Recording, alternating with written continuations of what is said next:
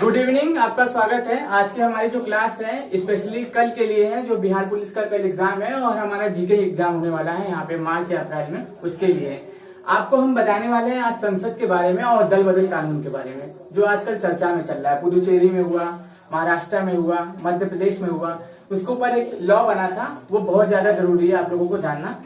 आप लोग इसके बारे में सुने होंगे, दल बदल। कोई सुना है? बोल सकता है जी सुने। कौन सी अनुसूची में है ये? सब कोई बता सकता है कौन सी अनुसूची में है ये? क्योंकि 10वीं अनुसूची में। सही है। जैसा कि हमारे सर ने बताया कि ये जो 10वीं अनुसूची में इसको जोड़ा गया है।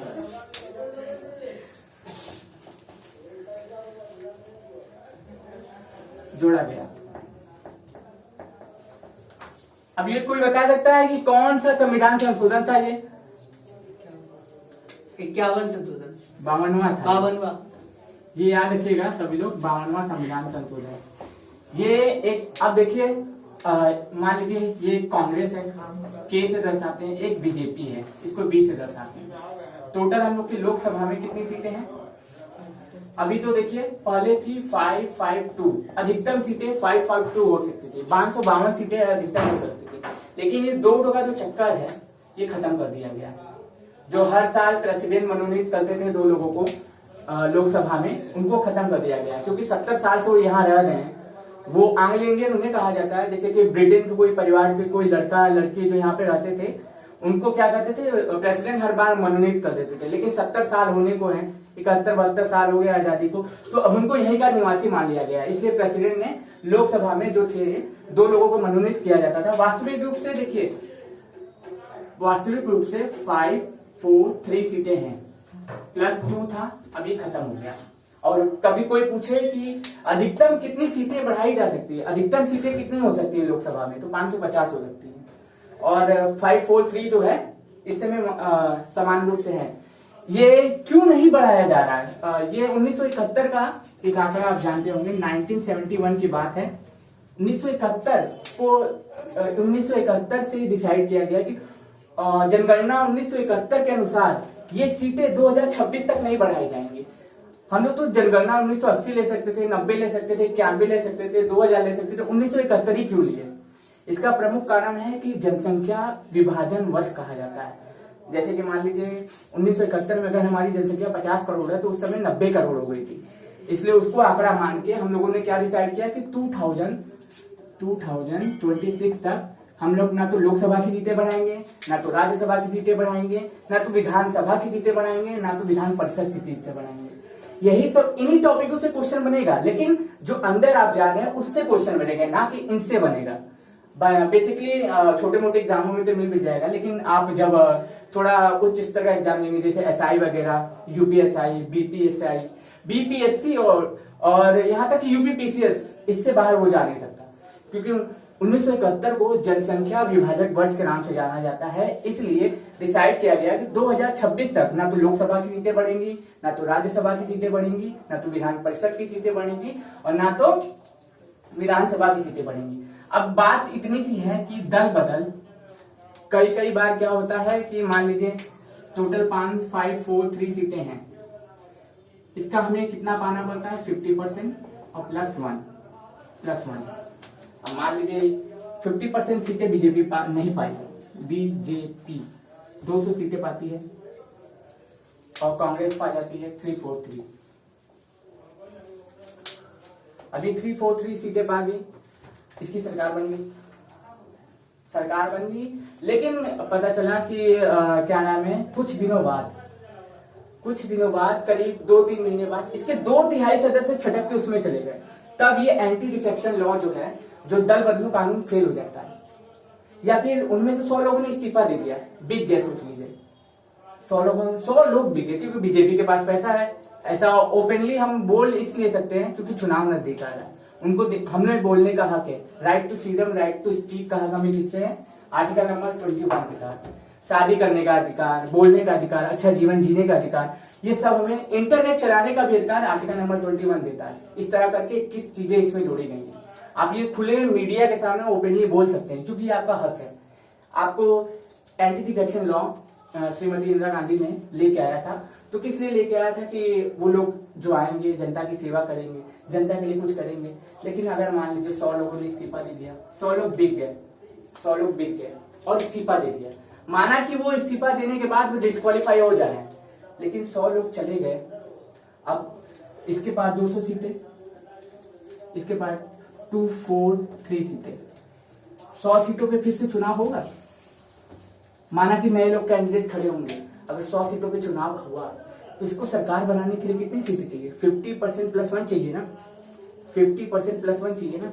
अब ये लोग तो जीत गए, क्योंकि दोबारा अगर चुनाव होगा तो जाहिर सी बात है उसी कैंडिडेट को लोग चुनेंगे नहीं, क्योंकि उनके 100 लोग जो है इस्तीफा दे दिए थे। तो दूसरी पार्टी को लोग क्यों चुनेंगे? चुनेंगे नहीं, क्योंकि हम तुम्हें बनाए थे, हम सोचे थे तुम देश के लिए कुछ करोगे, मेरे लिए कुछ करोगे, तुम जा रहे हो संसद में इस्तीफा दे देते। तो कोई भी अगर जनता होगी तो क्या उनको दोबारा चुनेगी? कभी नहीं चुनेगी। जाहिर से बीजेपी जीतेगी, बीजेपी सरकार बना लेगी। तो ये एंटी डिफेक्शन लॉ बना था कि हमारे जो प्रतिनिधि होते हैं, हम डेमोक्रेसी में रहते हैं और क्या करते हैं, अपने क्या नाम है प्रतिनिधि को वोट देते हैं। बेसिकली हम लोग इनडायरेक्टली चुनते हैं, हम लोग वोट डायरेक्ट करते हैं, लेकिन जो हमारा कैंडिडेट होता है, जो प्रधानमंत्री होता है, वो इनडायरेक्टली चुना जाता है। हम लोगों के प्रतिनिधि चुन के जाते हैं सांसद, और वहां से प्रेसिडेंट उनको मनोनीत करता है या तो बीजेपी का अध्यक्ष उनको मनोनीत करता है। ये जो है दल बदल कानून, एक से एक, बाकी सब समय मान लीजिए 2/3, 2/3। अभी पुदुचेरी में यही हाल हुआ, महाराष्ट्र में यही हाल हुआ। चुनाव के बाद अगर दल बदल दिया तो क्या होगा? चुनाव के बाद अगर दल बदल दिया तो वो जो है वो डिस्क्वालीफाई हो जाएगा, मतलब कि उसकी सदस्यता रद्द कर दी जाएगी 5 सालों के लिए, केवल 5 सालों के लिए। 5 सालों बाद फिर से वो चुनाव लड़ सकता है। तो ऐसा कानून किस काम का? अरे यार तुम खुद सोचो कि हम तुम्हें लेके आए, चुने, अच्छे से चुने कि तुम मेरे लिए, देश के लिए करोगे, मेरे लिए कुछ करोगे। पैसे में बिक के तुम इस्तीफा दे रहे हो, और क्या नाम है, फिर उसके बाद हम फिर दोबारा लोग को चुने, फिर सरकार का बोझ बढ़े। एक चुनाव कराने में हजारों करोड़ रुपए लग जाते हैं। अब भारत सरकार को और कोई काम नहीं है, दिन भर चुनाव ही कराती फिर है। इसलिए एंटी डिफेक्शन लॉ इस समय चर्चा में, और इससे 100% क्वेश्चन बनेंगे, हर जगह क्वेश्चन बनेंगे, इससे ज्यादा बाहर नहीं जा सकता। 2/3 सदस्य अगर चुन के आते हैं, अगर मान लीजिए 2/3 सदस्य इस पार्टी से छटक के उस पार्टी में चले जाते हैं, तो ये लॉ बेकार हो जाता है, ये लॉ बर्बाद हो जाएगा, फिर कोई काम का नहीं है। इसलिए क्योंकि 2/3 सदस्य अगर जा रहे हो तो जाहिर सी बात है कि पार्टी कमजोर होगी, तभी ना छटक के 100 लोग चले गए दूसरे पार्टी में। 100-150 लोग अगर इसमें छटक के दूसरी पार्टी में जा रहे हैं तो मतलब इस पार्टी में कोई ना कोई कमजोरी रही होगी, तभी न गए। या फिर 100 लोग इस्तीफा दे रहे हैं तो जाहिर सी बात है बिक गए होंगे। 1,000 करोड़ लेके अगर 100 लोग अगर 5 साल के लिए गुजारना हो, 1,000 करोड़ में एक व्यक्ति 5 साल नहीं गुजार सकता। भारत में गुजार सकता है कि नहीं गुजार सकता? 1,000 करोड़ करीब 5 सालों तक। हम लोग के लिए 1 करोड़ भी बहुत होता है, हमको 1,000 करोड़ मिलता है, बताइए। तो ये एंटी डिफेक्शन लॉ पे मेरा सरकार का अनुरोध है, सरकार से, कि इसको बदले और उसमें परिवर्तन लाए, क्योंकि इसकी वजह से क्या हो रहा है, लोगों के साथ धांधली हो रही है, लोगों के साथ धोखा हो रहा है। तो अगला हमारा जो टॉपिक है वो संसद पे है। संसद के कितने भाग है, कोई बता सकता है? बोलो कोई भी। किनको मिला के संसद बनता है? पार्लियामेंट किनको मिला के बनता है? कितने लोग होते हैं उसमें? पार्लियामेंट के कितने भाग हैं? राज्यसभा, लोकसभा, विधानसभा। राज्यसभा, लोकसभा, लेकिन एक को गलत हो गया, एक होता है प्रेसिडेंट। इन तीनों को मिला के हम लोग का क्या बनता है? संसद बनता है। और उसी तरह जो है राज्यों में, बता सकता है कोई? स्टेट में हाँ, क्या क्या? विधानसभा, विधान परिषद और गवर्नर। सही है। विधानसभा, विधान परिषद और गवर्नर। अब इसमें हमें ये पता होना चाहिए कि जो राज्यसभा के लोग होते हैं वो इनडायरेक्टली चुने जाते हैं। जनसंख्या के आधार पे लोगों का क्या होता है, सीटें निर्धारित होती हैं। और इसमें भी रूल वही लागू होगा, इसमें भी रूल वही लागू होगा कि ये कौन सी अनुसूची में है। राज्यसभा के लोगों का चयन किस अनुसूची के तहत किया जाता है। कोई बता सकता है राज्यसभा की सीटों का आवंटन कैसे किया जाता है? सीटें कैसे चुनी जाती हैं राज्यसभा की सीटें? अभी तो हम थोड़े देर पहले शायद कुछ बोले थे कि राज्यसभा की सीटें कैसे चुनी जाती हैं? इनडायरेक्ट। हाँ, लेकिन उसका एक कोई तरीका होगा ना कि 100 जानवर है तो एक सीट दे दिए, 50 बकरी है तो एक सीट दे दिए, 10 लड़का है तो एक सीट दे दिए, कुछ होगा ना क्राइटेरिया, कुछ तो होगा। ऑप्शन दे सकते हैं जनसंख्या के आधार पे, वहां पे मिलने वाले खनिज के आधार पे, वहां पे मिलने वाले पानी के आधार पे, या इनमें से कोई नहीं। जनसंख्या के आधार। हाँ, तो बोलना चाहिए ना जनसंख्या के आधार पे। जनसंख्या के आधार पे राज्यसभा की सीटें चुनी जाती हैं। और राज्यसभा में टोटल सीटें कितनी है इस समय? क्वेश्चन ये भी बन सकता है, डायरेक्ट क्वेश्चन है, 1 लाइनर, 2 नंबर दे के जाएगा। 233 है। प्रेसिडेंट कितने लोगों को मनोनीत करता है? 12 लोगों को करता है। तो टोटल अगर हम कोई पूछेगा कि राज्यसभा की सीटें कितनी है तो 245 है। और किसके आधार पर चुनी जाती है? जनसंख्या के आधार पे। इसको कब तक नहीं बढ़ाया जा सकता? 2026 तक। और किस जनगणना को विभाजक वर्ष के रूप में माना गया? 1971। सही है। अब ये बात रही राज्यसभा की। अब राज्यसभा की बात रही तो राज्यसभा के लोगों का चयन कौन करते हैं? विधायक करते हैं, विधायक चुनाव करते हैं। जो राज्यों में विधायक होते हैं वो चुनते हैं इनको। अभी हम लोग के जो एक जज साहब थे, रंजन गोगोई, इनका नाम सुना है कोई? इनका नाम नहीं सुना? इनका नाम सुना है? शरद अरविंद बोबड़े। हाँ। कौन है ये? सुप्रीम कोर्ट के जज। तो फिर ऊपर वाले कौन है? ये पुराने हैं। शरद अरविंद बोबड़े अभी नए हैं। ये शरद अरविंद बोबड़े अभी नए हैं। रंजन गोगोई साहब जो है राज्यसभा के चयनित होके राज्यसभा के सदस्य बने हैं। अच्छा। अभी नए बने हैं, राज्यसभा के मेंबर चुने गए हैं। इनको भी अभी न्यूज में थे, सुना होगा किसी ने, ज्योतिनाथ सिंधिया। तो ये जितने भी चुन रहे हैं 12 में से चुने गए हैं, मतलब ये नहीं, ये 12 में से नहीं। 12 लोग जो होते हैं ना, वो लोग उनको प्रेसिडेंट मनोनीत करता है। जैसे विज्ञान के क्षेत्र से, कला के क्षेत्र जैसे से, समाज के क्षेत्र से, जैसे सचिन तेंदुलकर, वो सोशल वर्क के रूप में चुने गए क्योंकि वो बहुत ज्यादा सोशल वर्क करते हैं, इसीलिए प्रेसिडेंट ने उनको मनोनीत किया है। जैसे बहुत लोग हैं उसमें, रेखा जी भी हैं, कई सारे लोग हैं जो राज्यसभा में चुने गए हैं। तो किसके समाज में उनका जो अच्छा कार्य होता है और जो स्पोर्ट्स में वो अच्छा कार्य करते हैं, जो क्या नाम है अपने क्षेत्र में बहुत अच्छा कार्य कर रहे हैं, जैसे फिल्म के क्षेत्र में जो अच्छा कार्य कर रहे हैं उनको मनोनीत किया जाता है। लेकिन ये जो है ज्योतिनाथ सिंधिया भी, ये पहले कांग्रेस में थे। कांग्रेस में क्या थे ये? कांग्रेस में सबसे पहले ये सांसद थे। कांग्रेस को छोड़ दिया इन्होंने और राज्यसभा से मनोनीत होकर राज्यसभा के सदस्य बने। तो ज्योतिनाथ सिंधिया भी है, क्या बने हैं? राज्यसभा के मेंबर बने हैं। सबसे बड़ी बात कि राज्यसभा के मेंबर का जो कार्यकाल कितने दिन का होता है? राज्यसभा के मेंबर का कार्यकाल 6 वर्ष का होता है। 6 वर्ष का होता है। इसमें 33% शायद 2/3 सदस्य हर 2 साल में रिटायर होते हैं। हाँ। अब क्वेश्चन ये है कि 33% सदस्य अगर रिटायर होते हैं तो उनका 6 साल का कार्यकाल कैसे हुआ? क्वेश्चन ये है, अगर 33% सदस्य 2 साल में रिटायर हो जाते हैं तो उनका कार्यकाल 6 वर्ष कैसे हुआ? मेरा क्वेश्चन ये है आप लोगों से, कोई दिमाग, कोई आइडिया?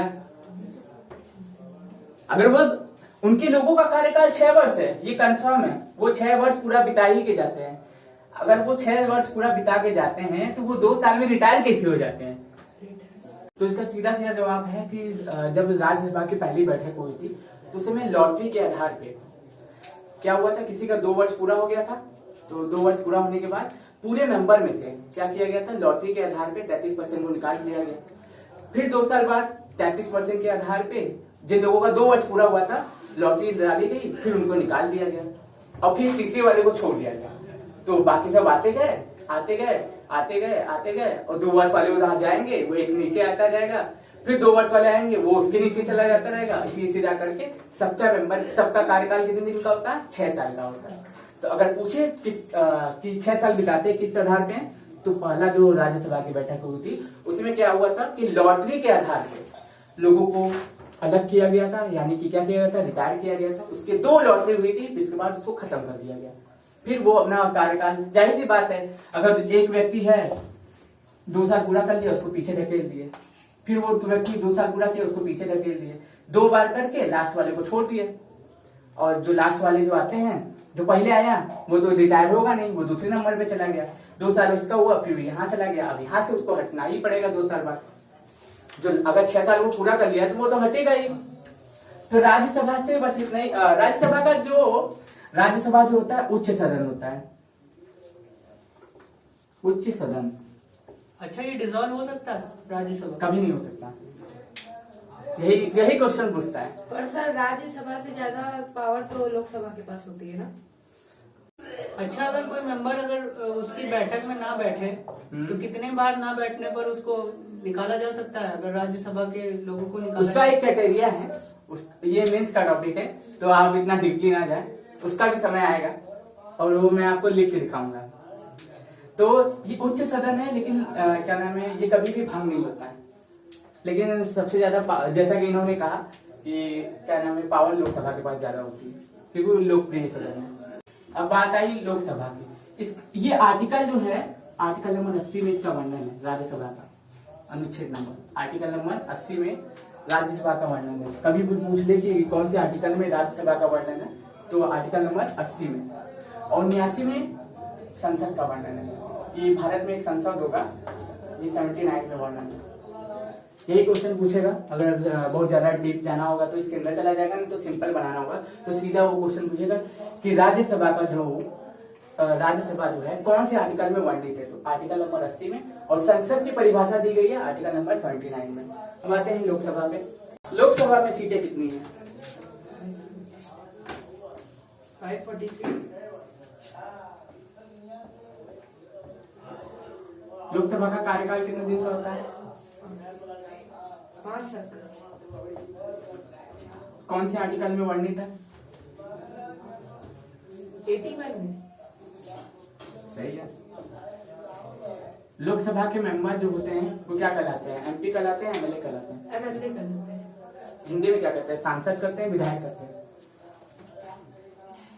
विधायक कहते हैं। सांसद कहते हैं।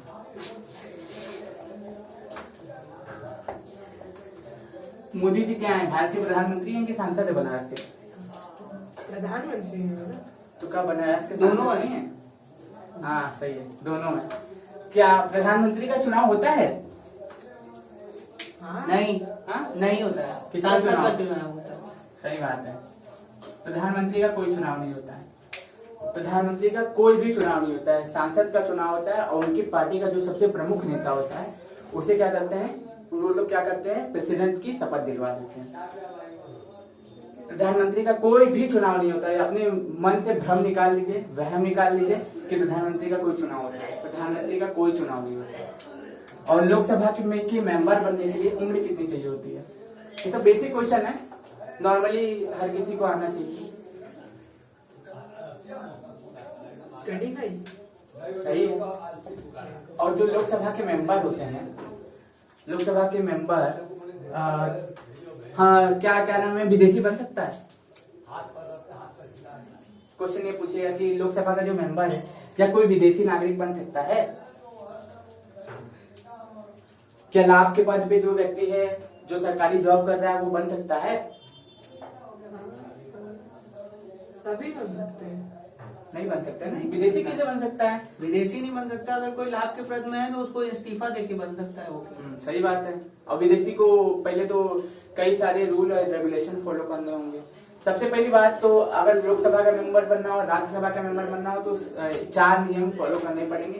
पहले वो व्यक्ति दिवालिया ना हो, वो 25 वर्ष उम्र पूरा कर चुका हो, भारत का नागरिक हो और लाभ के पद पे ना हो। ये 4 चीजें जो फॉलो करेगा वो लोकसभा और राज्यसभा के मेंबर का जो बनता है उसका उम्र 30 साल होना चाहिए। और प्रधानमंत्री का पता ही है कितना उम्र होना चाहिए तो प्रधानमंत्री बन सकते हैं। हाँ 25। आर्टिकल बताई दिए, लोकसभा बताई दिए, अब इतना चीज बताई दिए, अब लोकसभा में बचता ही नहीं है कुछ कि अब डिस्कस करें। आ जाते हैं सीधा प्रेसिडेंट पे। पीएम, प्रेसिडेंट और ग्राम सभा,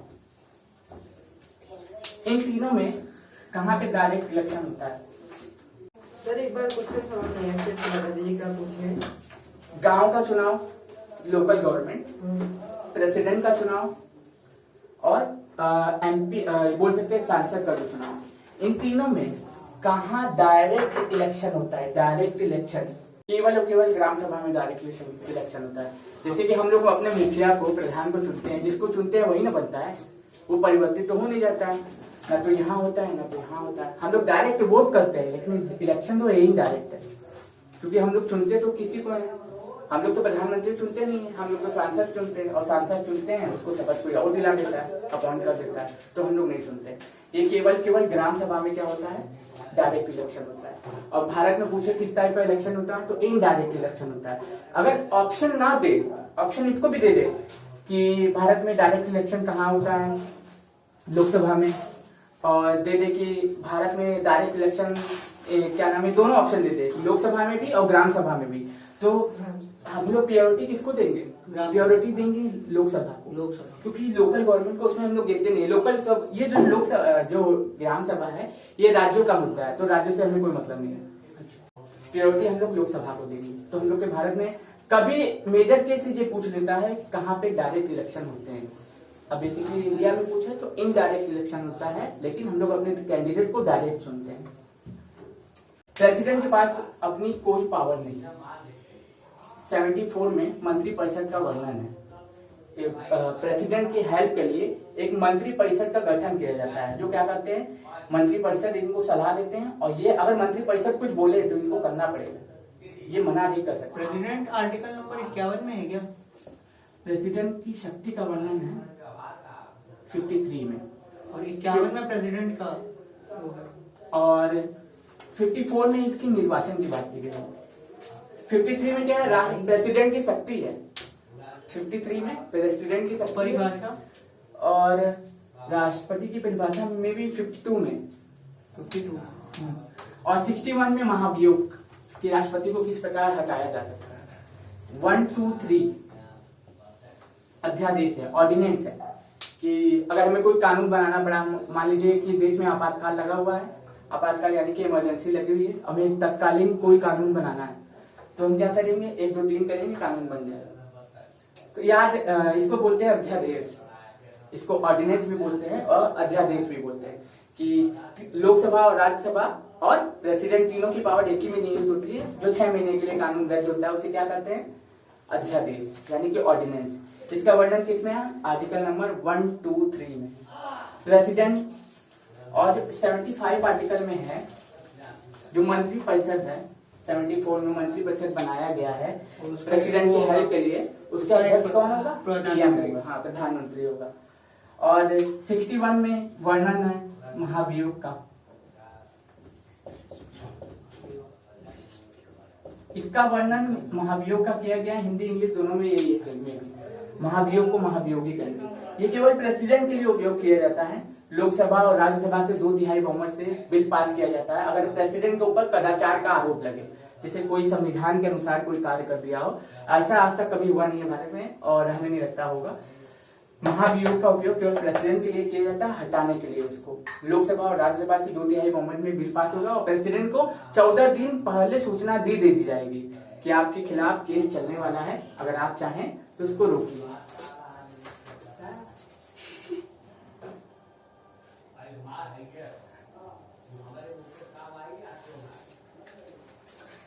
तो 53 में राष्ट्रपति की शक्ति का वर्णन है, 54 में राष्ट्रपति का निर्वाचन होता है, 61 में प्रेसिडेंट पे महाभियोग का वर्णन है, और 1, 2, 3 में अध्यादेश यानी कि ऑर्डिनेंस का वर्णन है। 74 में क्या है, 74 में है प्रेसिडेंट की सहायता के लिए, प्रेसिडेंट की सहायता के लिए मंत्री परिषद का गठन किया जाता है। उस मंत्री परिषद का जो अध्यक्ष होता है उसे प्रधानमंत्री करते हैं। अब प्रेसिडेंट के पास कुछ खास पावरें भी हैं, जैसे कि तीनों सेनाओं का प्रमुख कमांडर होता है, बिना उसकी मर्जी के सेनाएं कोई डिसीजन नहीं ले सकती। और प्रेसिडेंट के पास एक और पावर है जो क्या कहते हैं आप, इमरजेंसी।